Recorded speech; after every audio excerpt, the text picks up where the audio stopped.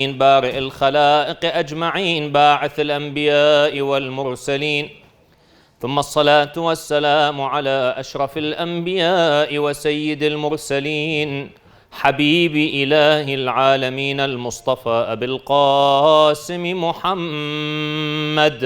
اللهم صل على محمد وآل محمد وعجل فرجهم، وعلى آله الطيبين الطاهرين المعصومين المنتجبين الذين أذهب الله عنهم الرجس وطهرهم تطهيرا. اللهم صل على محمد وآل محمد. السلام عليك يا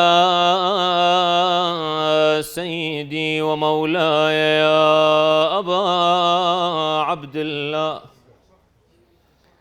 السلام عليك يا ابن رسول الله، يا غريب كربلاء. رزقنا الله في الدنيا زيارتكم وشفاعتكم في الدنيا والآخرة. أما بعد، فمما جاء من كلام سيدنا ومولانا الإمام الصادق صلوات الله وسلامه عليه أنه قال: بادروا أولادكم بالحديث قبل أن تسبقكم إليهم المرجئة. صدق مولانا الإمام الصادق صلوات الله وسلامه عليه. صلوا على محمد وآل محمد. اللهم صل على محمد وآل محمد. As I mentioned yesterday, today, the 25th of the month of Shawwal, coincides with the Shahada of our sixth Imam, Ja'far ibn Muhammad Al-Sadiq salawatullahi wa salamuhu alayh. Yesterday, we indicated that it is our responsibility to learn about Ahlul Bayti alayhimus salam. First, by learning their names, that's the start, that's the beginning, in order from the 1st to the 12th. Second, by picking up a book and trying to read something about their lives. And especially that now you, the youth here, are on your summer break.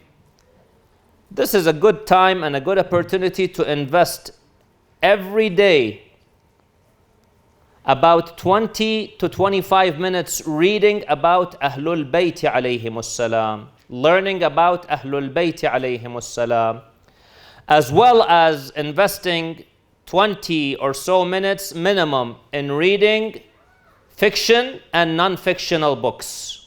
It's important to read. That will improve our English language, which is important when you're writing essays, when you're reading books. That is extremely important.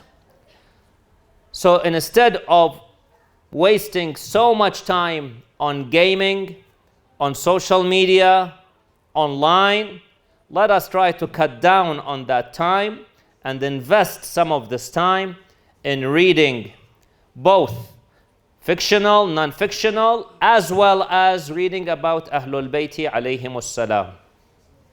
Another thing that I requested the parents yesterday to invest time on is teaching children the Arabic language. Now it is again summertime. If we can find a teacher to teach Arabic to these students, to these children, at least every other day, 3 to 4 times a week, teaching them so that they can improve their Arabic language. This is something very important to improve, inshallah, their connection to Ahlul Bayt, to the religion of Islam, du'as, Quran, so on and so forth. In addition, we mentioned yesterday about the importance of education. We said that Imam Al-Sadiq alayhi salam emphasized heavily on education. He had some of his companions whom he taught not just religious education, but rather other sciences such as chemistry, such as astronomy. He was teaching different sciences So it's important for us, brothers and sisters, to really invest time on education. And finally, we said yesterday that it is extremely important to work on our akhlaq, manners. Imam Al-Sadiq alayhi salam wants people who not only are well educated, but are good mannered, well behaved. People who are thinkers, people who are really kind. This is what we discussed yesterday. Today, inshallah, given the time that we have, we will take a look at an important aspect of the Imam Salamullahi alayhi with regards to upbringing. This has two components. One is for the parents, one for the youth. The parental component. Imam Al-Sadiq Salamullahi alayhi says in the hadith that I started with, بادروا أحداثكم أو أولادكم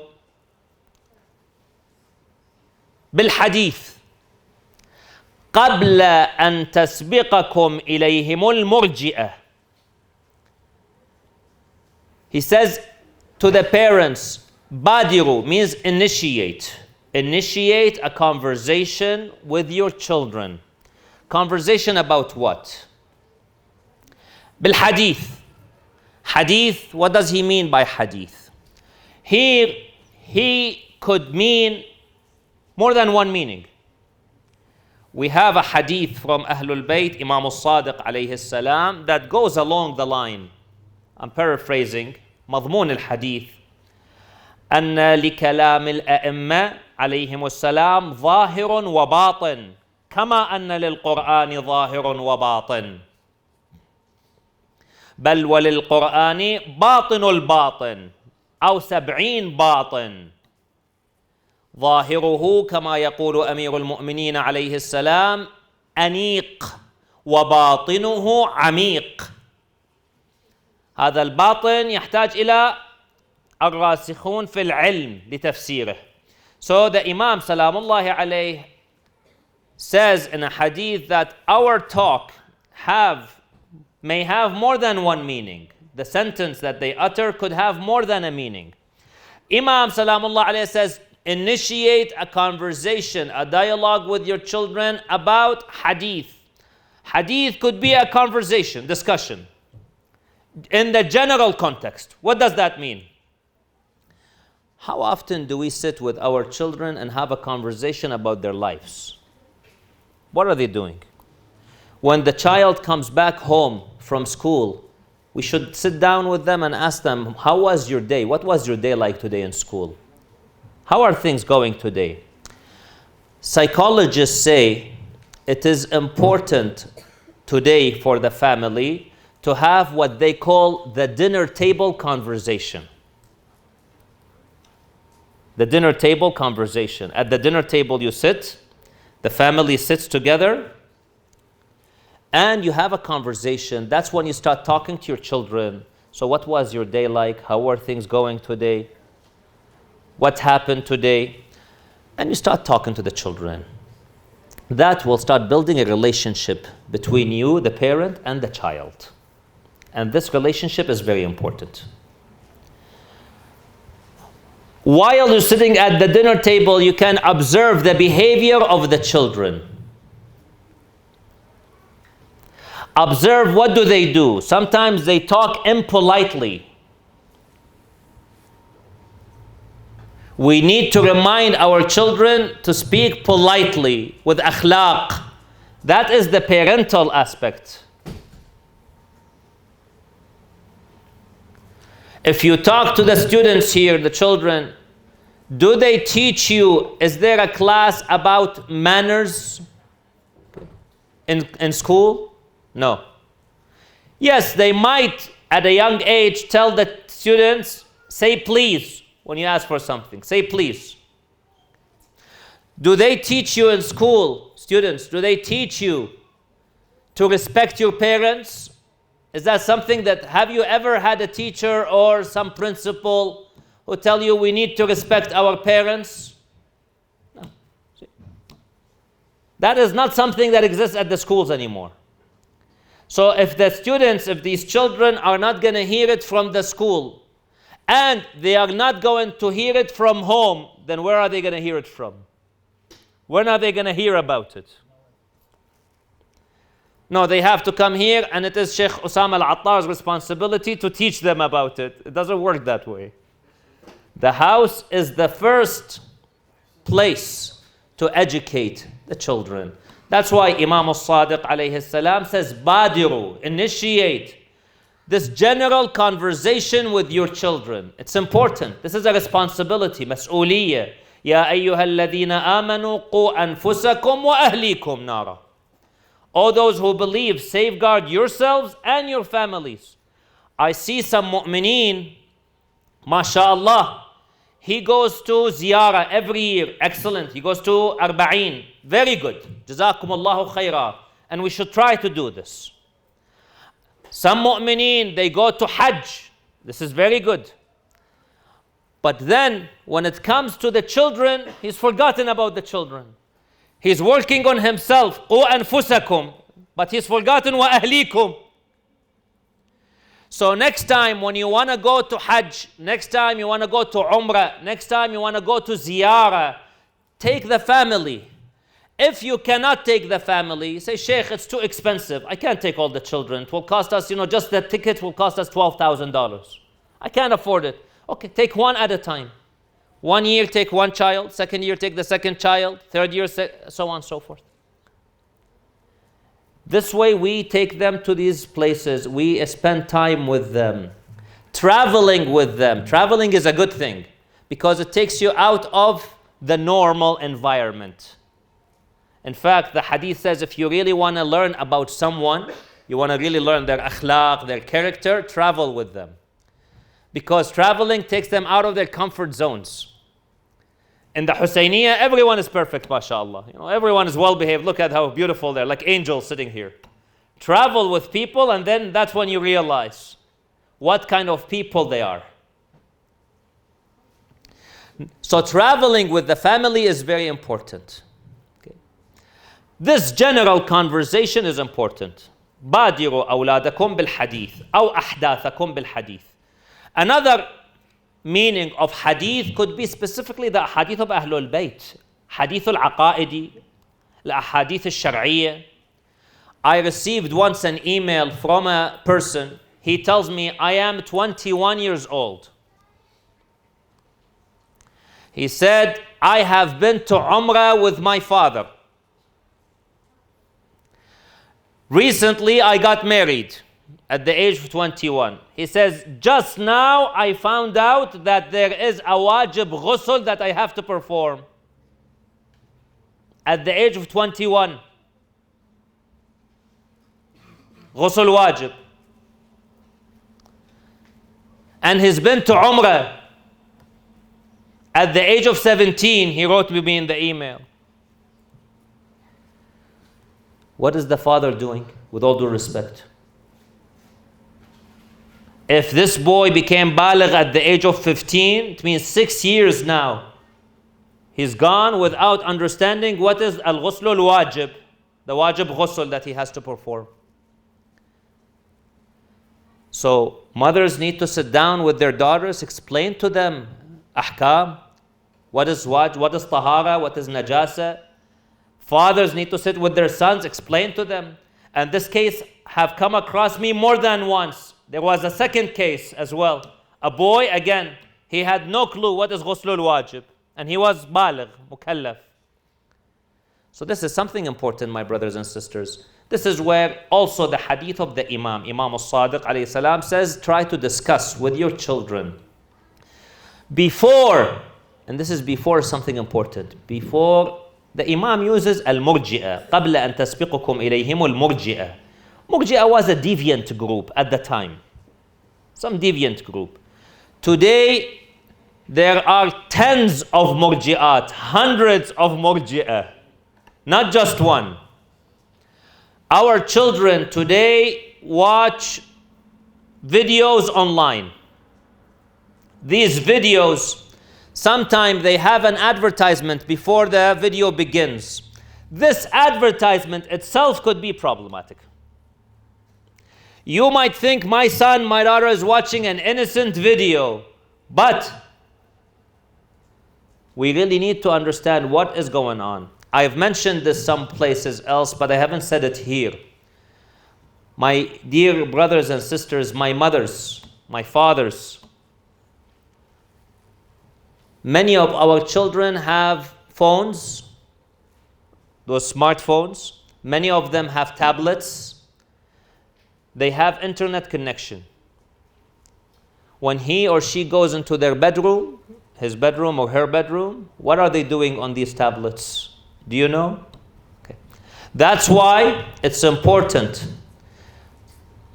I attended a seminar by a professional in internet security.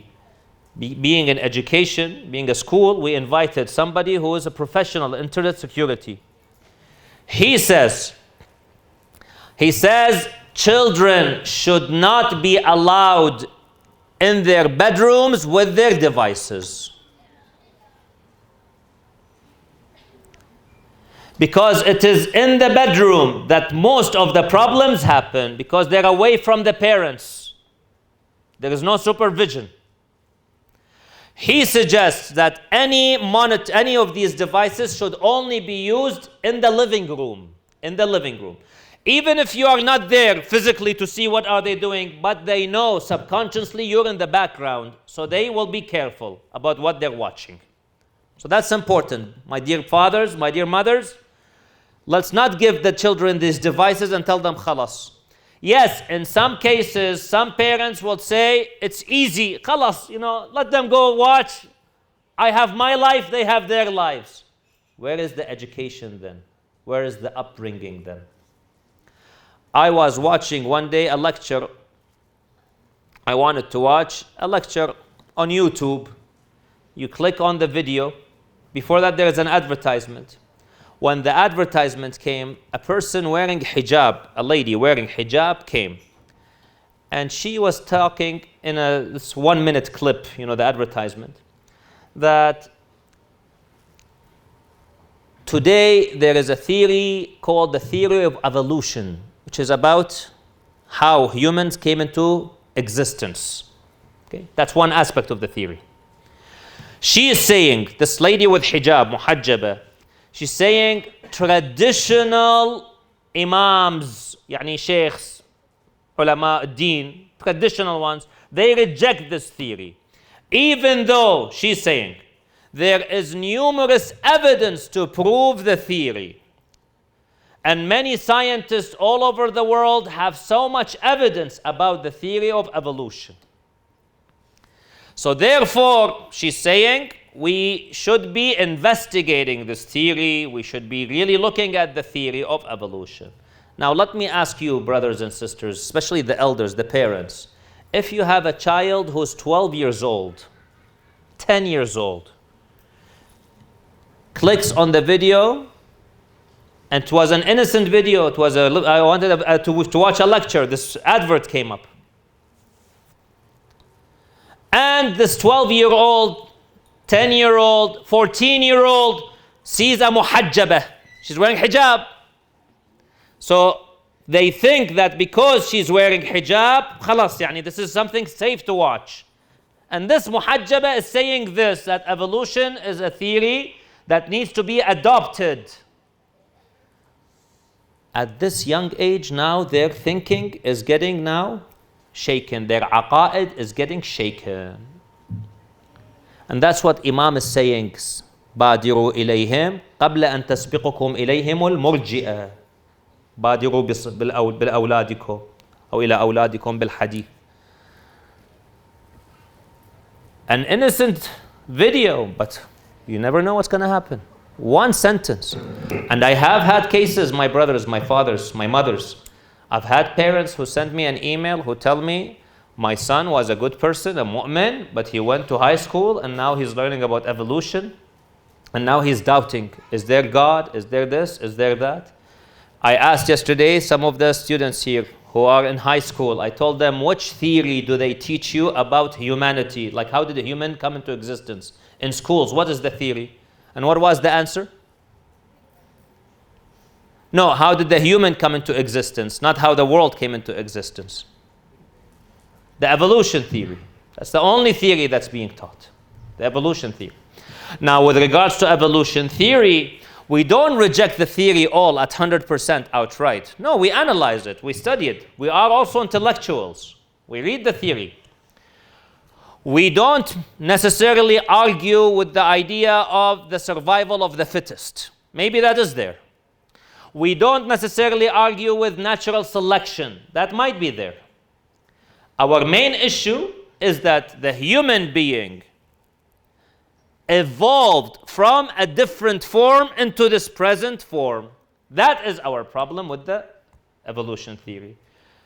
For one, it contradicts the Quran. Allah says, Bismillah ar-Rahman ar-Rahim, لَقَدْ خَلَقْنَا الْإِنسَانَ فِي أَحْسَنِ تَقْوِيمٍ. We created the human in the best form. This is the form. Allah created us like this. We were not fish before and then evolved until we became into this form. That's from a Quranic perspective.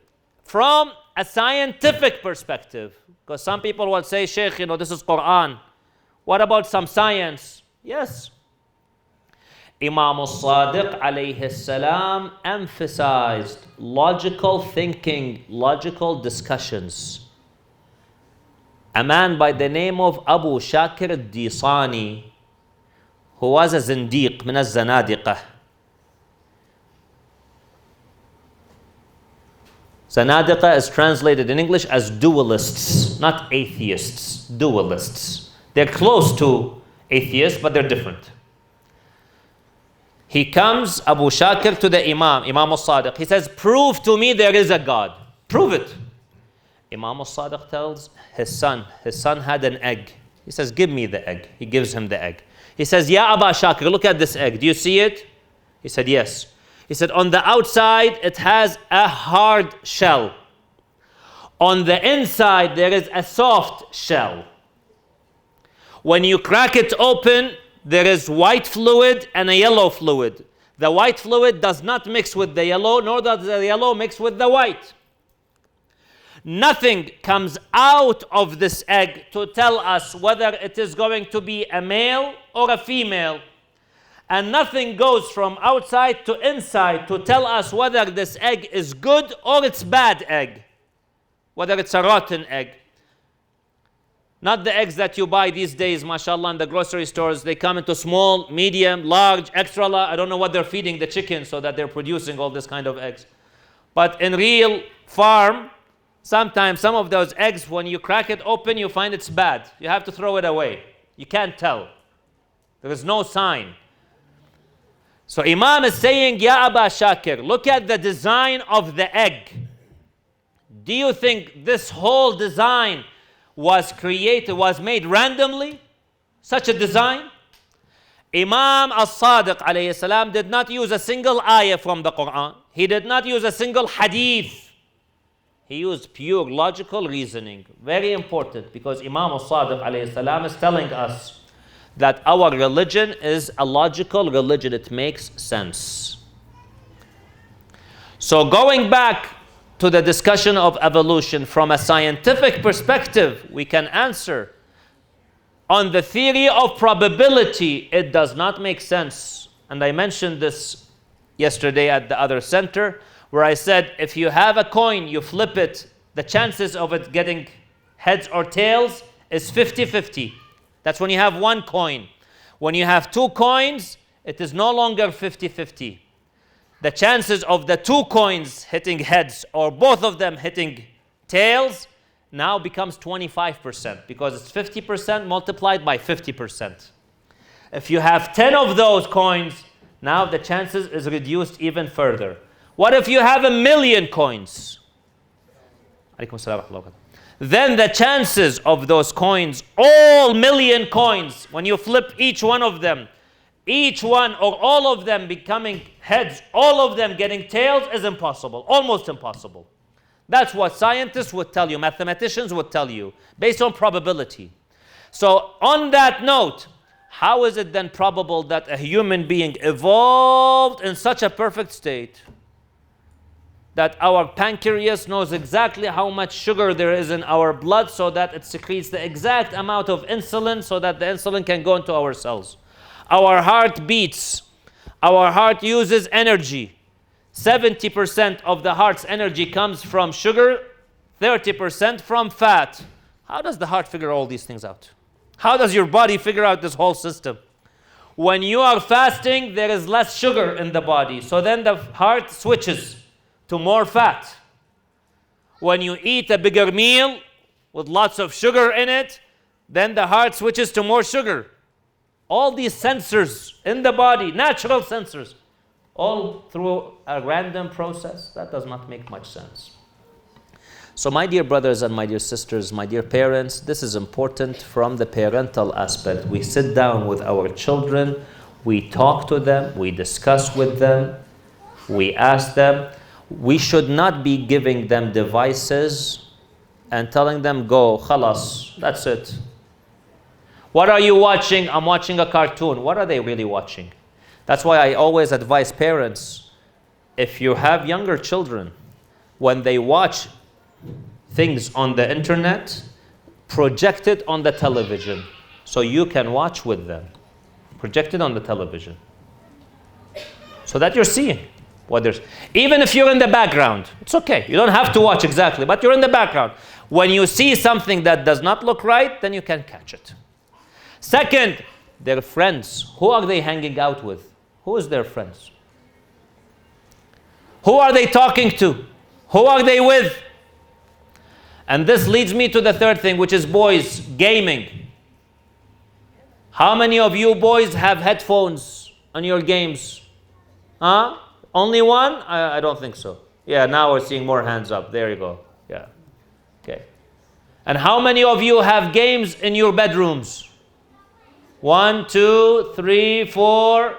You have a game in your bedroom? 2, 5, 6. MashaAllah. Okay. So here we have half a dozen. Those are the brave ones who raise their hands. You know, Allah ya'lam ba'ajgad aku. They have games in their bedrooms. Okay. Are your games hooked up to the internet? Your Xbox, your PlayStation, those things? Are they hooked up to the internet? Wonderful. So when they go on and they start playing these games, and they're playing with God knows who, Allah ya'lam, and they have the headphones. So who are they talking to? What are they saying? What are they playing? Allahu a'lam. Second, I tell the parents, these guys are playing these games, shooting games, whatever games. Okay. When one of those people loses, he loses his life or whatever, what do you think, what kind of language he will say? يقول صلوات, يقول Allahu Akbar. What kind of language? The language that they're speaking is not a very appropriate language, and that is what our children are listening to in our homes. Then how do we expect their language to be so perfect? Because they're listening to this language 2-3 hours a day. How many hours do you guys play? What now? Especially now, summertime, mashallah, huh? Summertime. There is a game called Fortnite. Yes. Fortnite. There is a problem. Parents, you should not allow your children to play Fortnite. Don't allow them. You see the children, and there is research about this. And by the way, professors, علماء في الجامعات يكتبون على هالجيمز وهالآثار. Research about how children are being influenced by these games. They go to schools and they start doing the dances. أكو فيها رقصات معينة. اسألوهم الأولاد خبراء ما شاء الله. بعضهم قاعد يسويها هسه already هاي. شوف سبحان الله. احنا بس ذكرنا رقصات قام هو مبرمج لأن مبرمج عليها بس يسمع خلاص سواها. قبل أيام زمان كان الأب إذا يشوف أولاده في الغرفة في البيت يقول الحمد لله أولادي قاعدين تحت مراقبتي تحت إشرافي الحمد لله. هذا الكلام أيام زمان. هسه هم في البيت في البيت وما تعلم مع العالم أسره ويا منو يتكلمون ويا شنو قاعد يشوفون قاعد يسوون الله أعلم. So by dear parents, this is important. We really need to focus on these issues. هذه أمور جدا مهمة، خطرة. أولادنا إيش قاعد يشوفون بالإنترنت؟ إيش قاعد يشوفون في هذه اليوتيوبز وهالفيديوز اللي قاعد يعاينوها؟ إيش دا يسمعون؟ مع منو دا يلعبون؟ إلى آخره. These are very important things. هذه كلها التربية مسؤولية الأبوين. البعض لا يرمي بحبلها على عاتقها، على غاربها، ما خلاص يمشي ما عليها، شو يريد يسوي الطفل خليه يسوي بعد. احنا اهلنا هيك ربونا، خلكم يا اخي ربوكم وين ايام ماضي، وين الوضع اختلف اليوم. ال10 سنين الأخيرة مختلفة، الأولاد مولودين والأجهزة بإيديهم صاروا. العالم تغير، الأمور تغيرت، علينا الإشراف. تربية جدا مهمة، التربية مهمة، لذلك يؤكد عليها الإمام الصادق: بادروا إلى أولادكم بالحديث قبل أن تسبقكم إليهم المرجئة. هذا يشوف فيديو واحد الله يعلم بعد ينحرف عن الطريق، يسمع قضية معينة ينحرف عن الطريق. So this is important. And lastly, my dear friends, this is a message to you, brothers and sisters.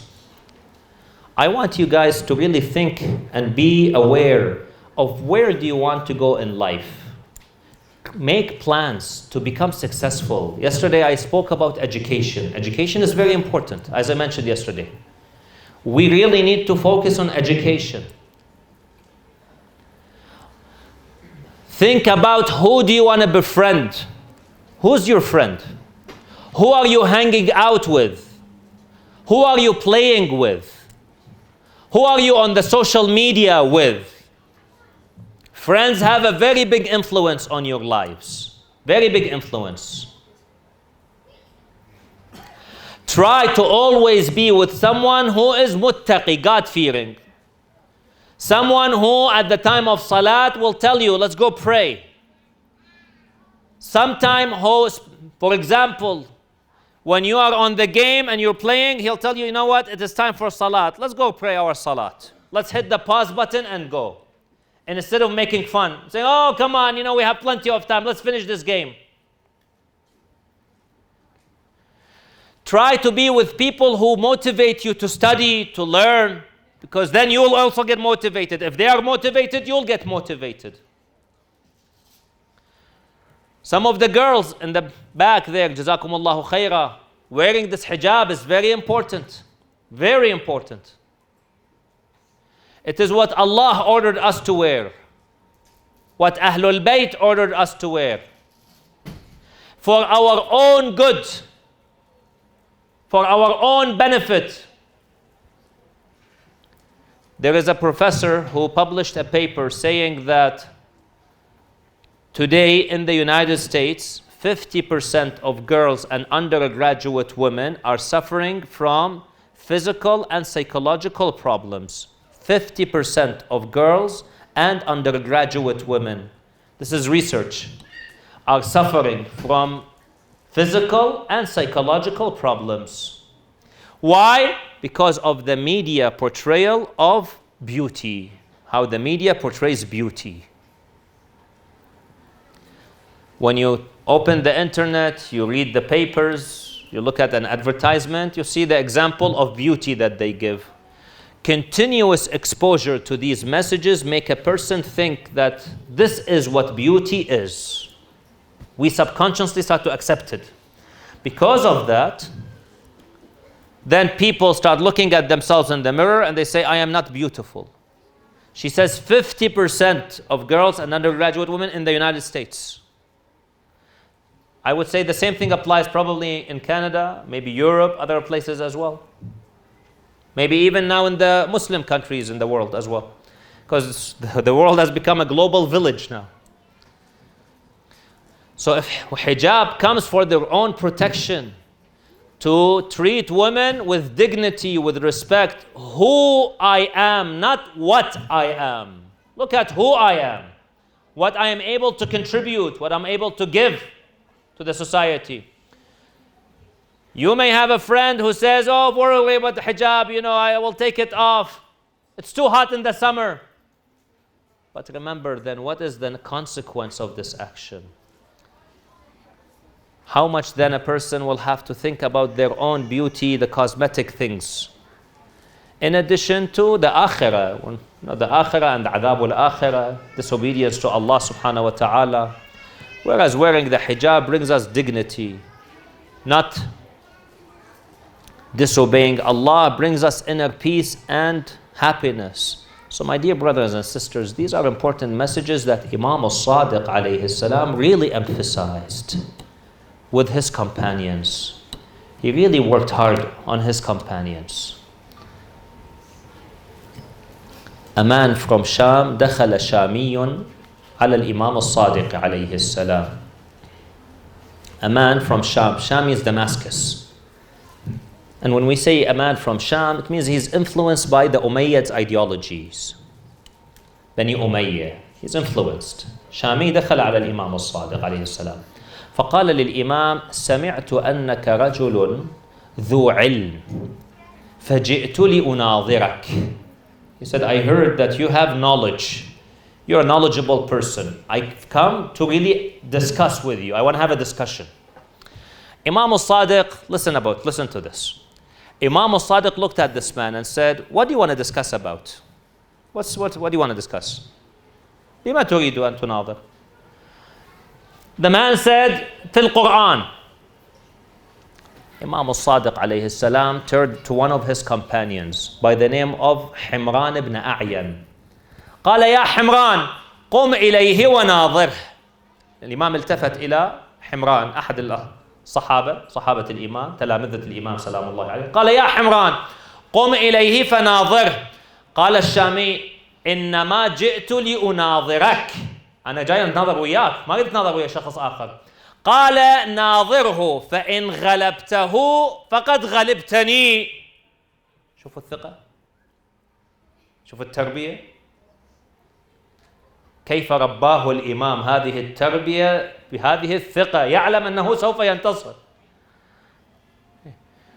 The man said, I've come to discuss with you, not with Himran. I don't want to discuss with Himran. Imam Salamullah told him, don't worry, discuss with him. If you beat him in the discussion, it's as if you've beaten me. So the Shami sits down, discusses with Himran. Himran wins the argument easily. So Imam Al-Sadiq asked the Shami, the man from Sham, he says, what do you think of him, of Himran? He said, a very intelligent man, very intelligent. Hadiq. The Shami doesn't give up, comes back to the Imam Sadiq alayhi salam, says, well, I want to still argue with you, discuss with you. Imam says, now about what? Now what do you want to discuss about? He said, this time about the Arabic language في اللغة العربية. الشامي ما يبطل يقول أنا قد من أناظر وياك شنو الآن؟ قال في اللغة العربية. التفت الإمام سلام الله عليه إلى أبان بن تغلب قال يا أبان قم إليه فناظره. فناظره أبان فانتصر عليه. Imam turned to another companion by the name of Abban. He says, you want to discuss about Arabic language? Abban, go discuss with him. Abban wins the argument. The Shami doesn't give up, very persistent man. Comes back again to the Imam, salamullah alayhi, says, I still want to discuss with you. Well, about what now? He says, fil fiqh, about jurisprudence, ahkam al-sharia. التفت الإمام, turned to another companion by the name of Zurara. He said, يا زرارة قم إليه. فحاججه زرارة فانتصر عليه في المناظرة. The Shami still didn't give up. He's lost now 3 times, 3 rounds. When it comes to Quran, he lost the argument. Arabic language, he lost the argument.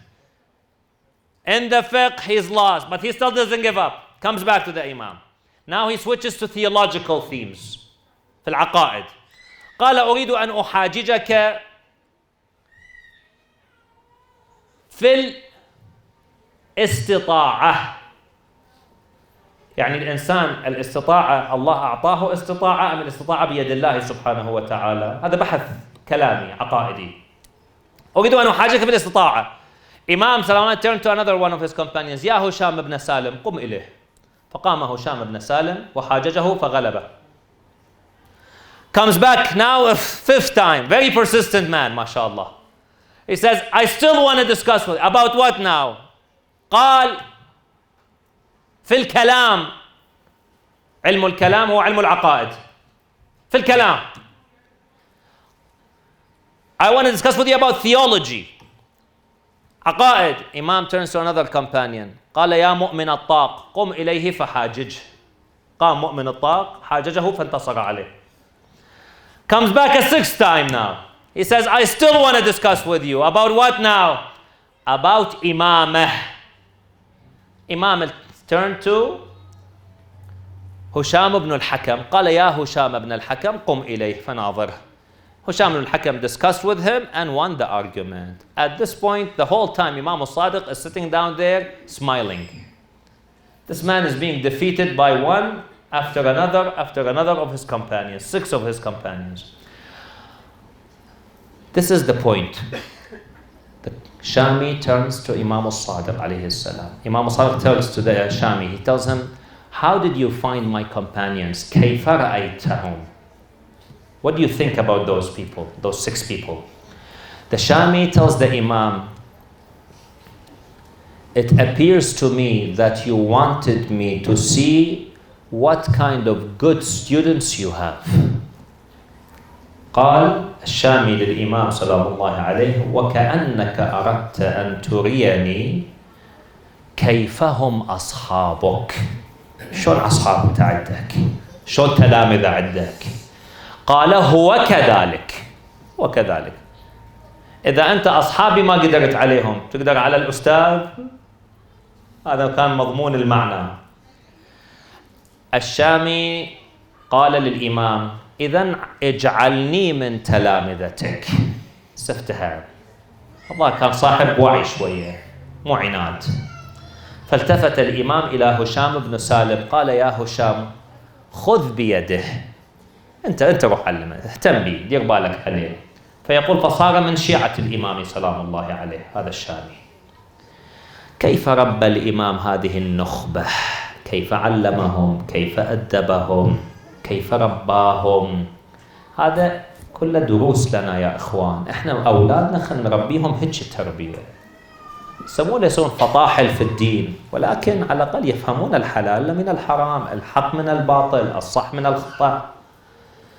فنسأل الله سبحانه وتعالى بالتوفيق لنا ولأولادنا أن يجعلنا إن شاء الله وذريتنا من شيعة الإمام الصادق المتقين ومن خدمته المخلصين ببركة الصلاة على محمد وآله الطاهرين. اللهم صل على محمد وآل محمد.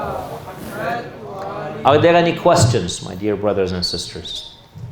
Yes.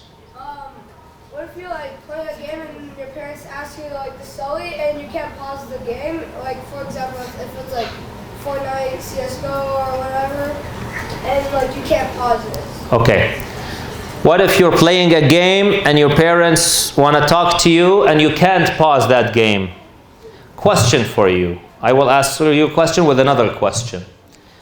Let's say hypothetically speaking, but again, it could be an example, maybe not here in Canada, somewhere else. You're playing the game and you see a dangerous snake coming at you. What are you going to do? Are you going to still continue and tell the snake, wait, please. I want to finish my, I'm almost done the round. Is that what you're going to do? What are you going to do? I'm just going to throw the controller, get out. Throw the controller and run away. Why? Because there is harm. There is imminent harm that you can see it. Then my brother, not answering the parents has a similar harm, but not something that you can see. It has a harm in dunya and in the akhirah. The harm may not be physical, it could be spiritual harm. They asked a man, I'll tell you something, this is a true story. There is an Egyptian writer, كاتب مصري. الاسم مو في بالي, I can't remember his name. They asked him, how did you become such a good writer? What happened? He said, I used to write before, but one night an incident happened that turned my style around. غيرت الأسلوب, القلم تغير عندي من حادثة صارت في ليلة. They said, what happened? What happened? What happened? He said, one night, this is how old times, old days. This is about from 100 years ago, give or take. He said, one night my mom in the middle of the night called me. My mom is an old lady. She called me, so I came to her room. I said, yes, mom, what would you like? She said, can you get me a glass of water, please? I'm thirsty. So the son said, okay, mom, I will go grab you the glass of water. He said, I went to grab the glass of water. Now, back in those days, there was no taps. Easy, you just open the tap and fill out the glass. They had to go maybe fetch the water either from the well, or he had to go find some water around the house. So he said it took me a few minutes until I managed to get the water. When I came back, I saw my mom has gone back asleep again. She fell back to sleep. He said, I didn't know what to do. I thought to myself, I could leave the cup or the glass of water next to her and then go. But then I said, I got worried.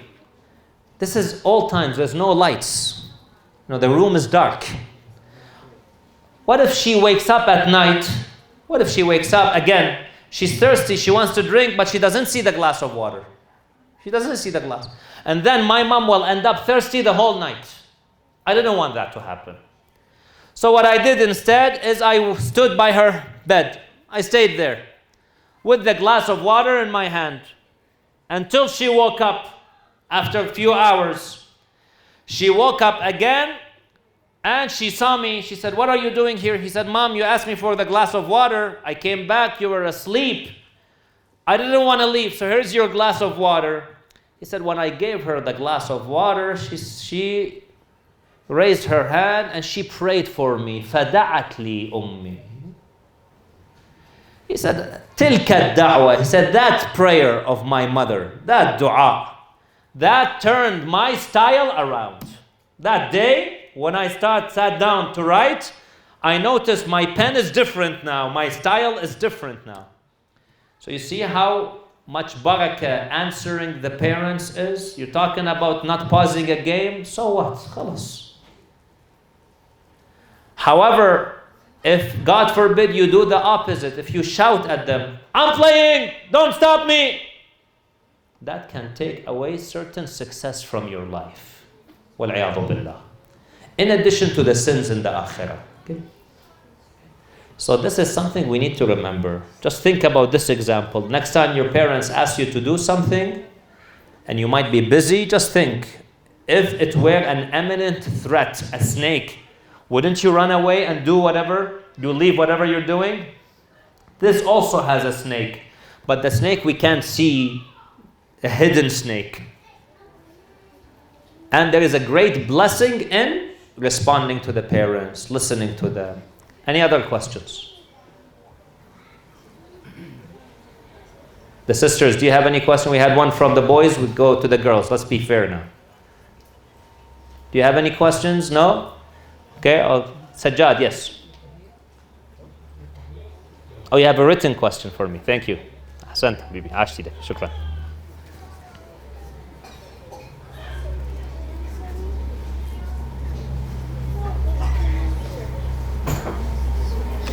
Okay, is it haram for a male and female to get tattoos?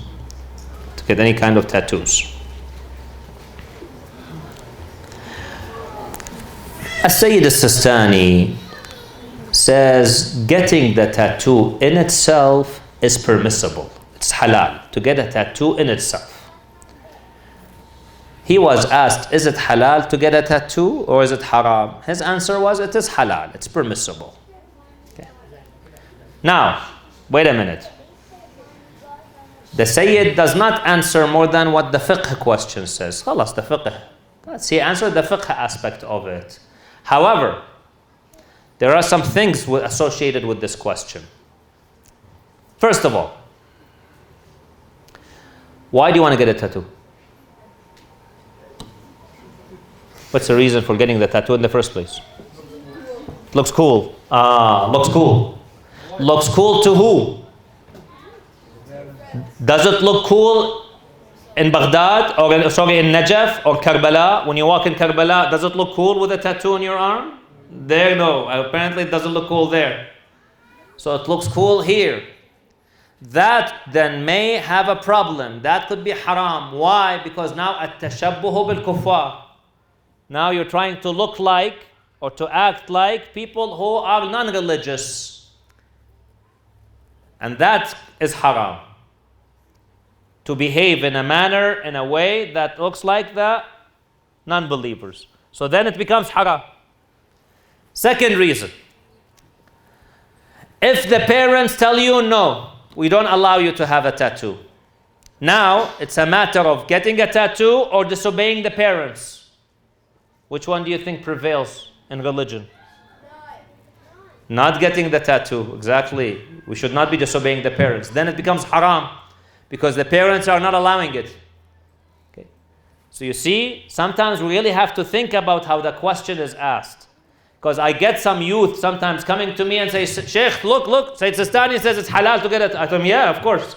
Because the Sayyid answers the question.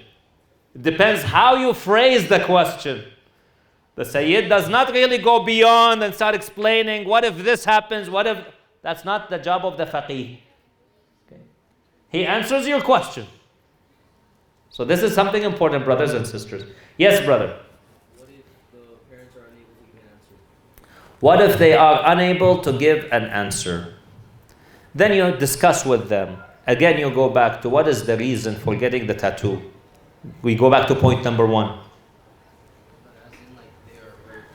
I can't hear you. What if they have passed away? What if they're passed away? Okay, all right. Well, that's a different scenario now. So then we go back to the first reason. Why do you want to get the tattoo in the first place? Deep inspirational meaning. In that case, Sayyid al-Sistani says it is permissible. But remember one thing. I have a friend of mine, a very good man, mu'min. He has a tattoo. He has a tattoo on his arm up here. He told me, he said, I got this tattoo when I was 17 years old. He was born and raised in the West. He's now over 40 years old. His parents immigrated a long time ago. I was talking to a brother just now. He said, I've been in Canada since the 70s. I told him, I wasn't even born at that time, you know. Yeah, no.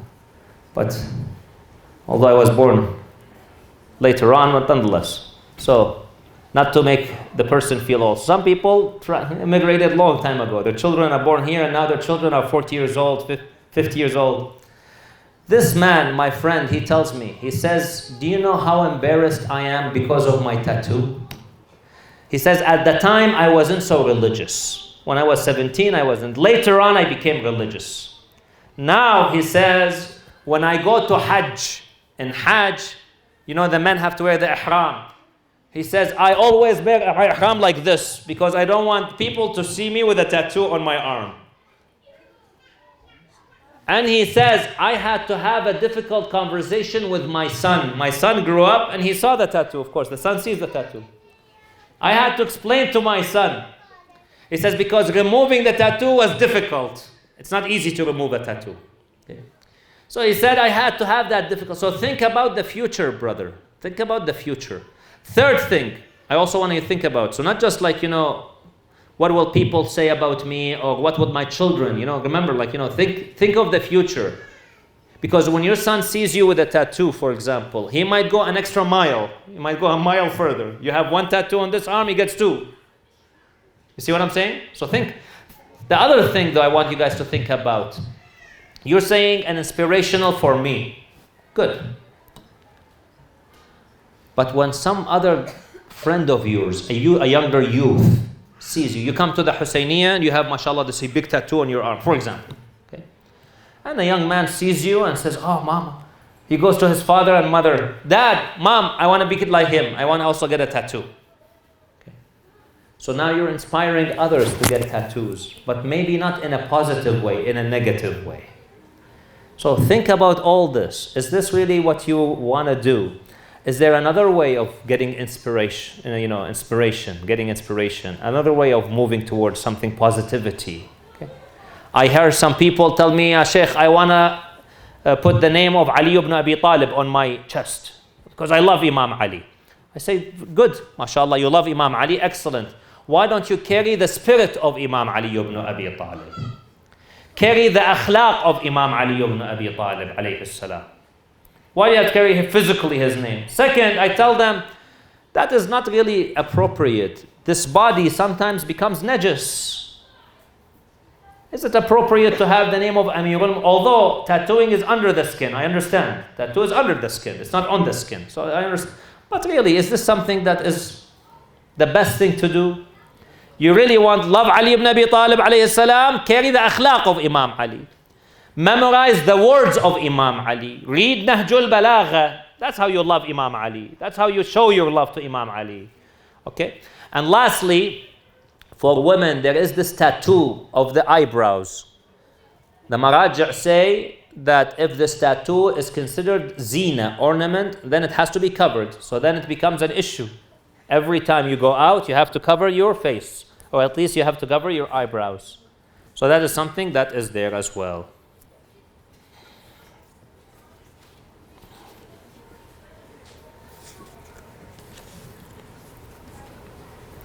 Is it haram to be best friends with opposite gender? Why and what's your opinion on it?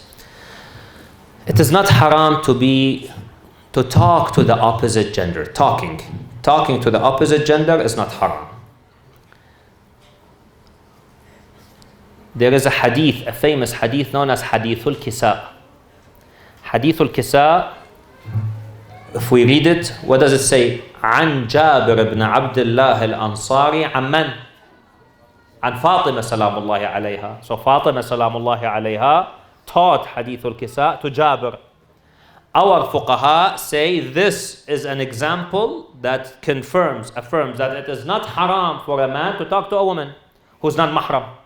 Fatima alayhi salam spoke to Jabir, taught him. However, becoming best of friends, yes, it is a problem. It is a problem.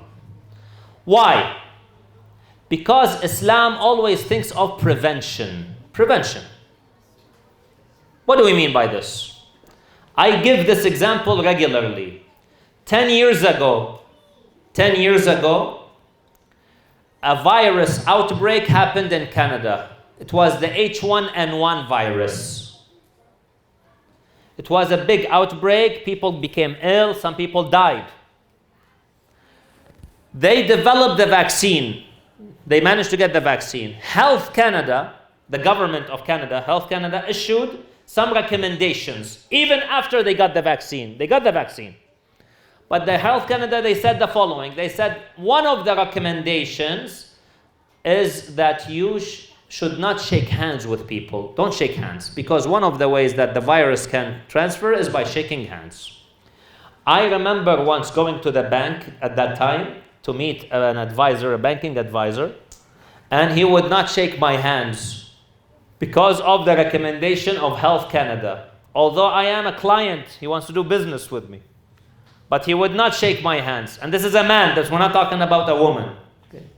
Shaking hands with the opposite gender who is non-mahram is not allowed, according to the fuqaha.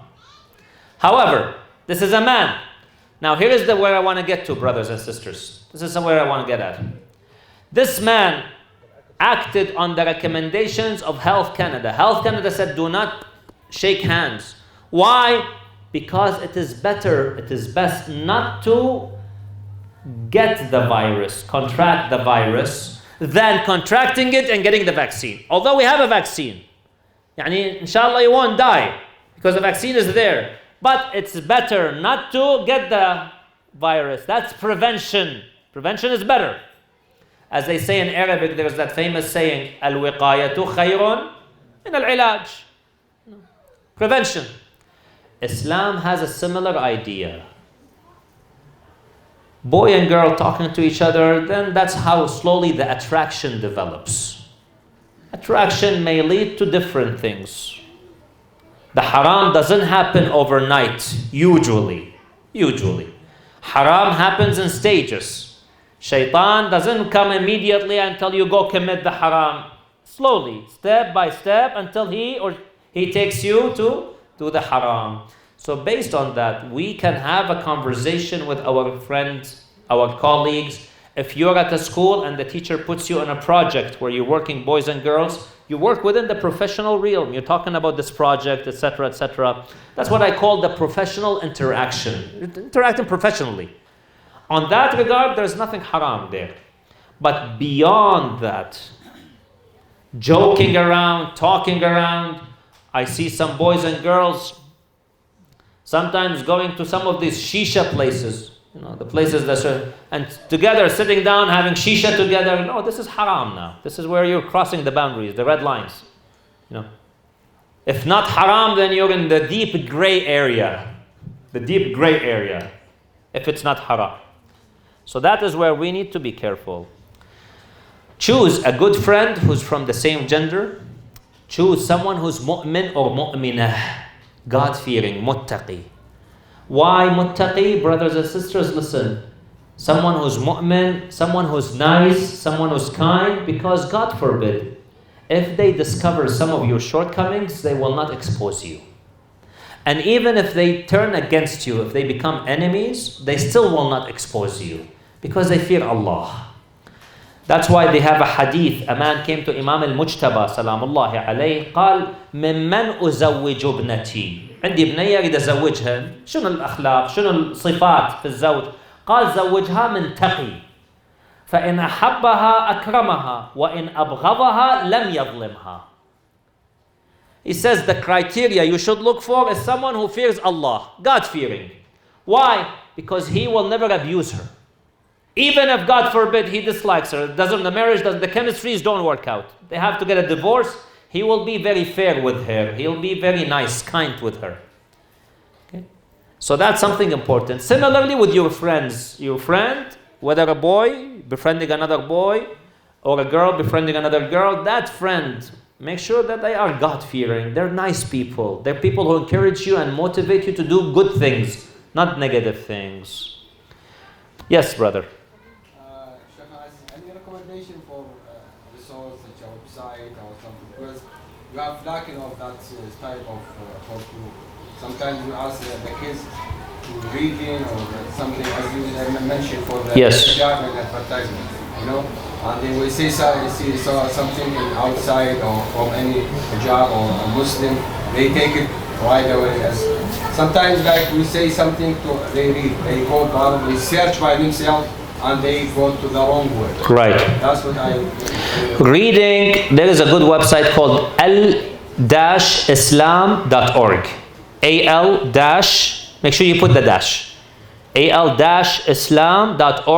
That will take you to a Shia website that has lots of books. But even then, parents, sit down with your son or daughter. Let's say you take the tablet and you type al-islam.org and you say, what do you want to read about? You say, I want to read about, for example, the history of Imam Ali. Okay, let's go. So you search Imam Ali and say, oh, okay, this one. This looks like a good book. Read this one. When it comes to watching videos, my recommendation is you tell your children to watch videos in the living room, projecting them on the screen. So, and one of you, mother or father, has to be there. Not necessarily watching with them, but at least you're in the background. Sometimes there is this open concept, what they call the kitchen and the living room are together. Even if you're in the kitchen working, for example, or doing something, you're sitting at a table, but you're seeing. When you see something that doesn't look right, like this advertisement happening, immediately you tell the children, what this person said is not right, huh? You teach them, you educate them. Okay? And there are some sensitive topics, brothers and sisters, that we need to teach our children about. Something sensitive here. I don't want to mention a lot of things, but these gender roles, gender interactions, male interactions, female interactions. Parents, we need to sit down and discuss them with I don't know, they're not easy topics, they're called hard topics. Marijuana. Marijuana is now legal. Some of our children might experience it, might try it. Well, it's time to discuss with your children now about what is marijuana. What are the effects of marijuana? It's harmful. This is not something to be tried. When you talk to them about it, first time when they hear it from you, then it will get stuck because that's the first time they hear about it. Don't wait for the school to talk about it or someone else to talk. You, the parent, talk about it. Because you will give them the akhlaq of Ahlul Bayt. And it's the first time they hear about it from you. So they know in the back of their mind when they get exposed to this, that this is not what our religion teaches us. Okay, so these things are important. I have to leave now, brothers and sisters. Jazakumullahu khaira. It was a pleasure being with you. May Allah subhanahu wa ta'ala guide us and our children until the day of judgment to be among the sincere Shia, to be among those who serve Imam Al-Hussein alayhi salam. May Allah inshaAllah grant us the ability to always please Him and grant us the shafa'ah of Ahlul Bayt in dunya, in the qabr and in the akhirah. إلى أرواح المؤمنين والمؤمنات لا سيما أرواح أموات الجالسين والحاضرين والمؤسسين والباذلين ولدوام موفقية سماحة الشيخ الفاضل، موفقية إن شاء الله أهله وأولاده. رحم الله من يقرأ السورة المباركة الفاتحة مع الصلوات. اللهم صل على محمد وآل محمد وعجل